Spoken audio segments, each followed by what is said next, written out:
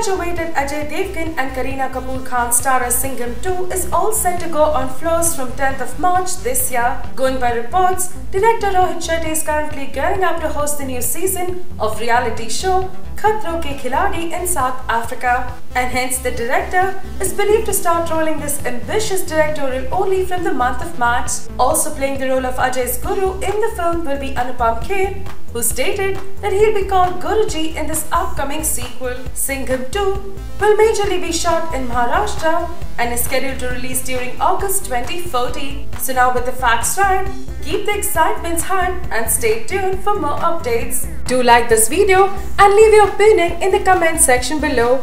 And don't forget to subscribe Movies Adda.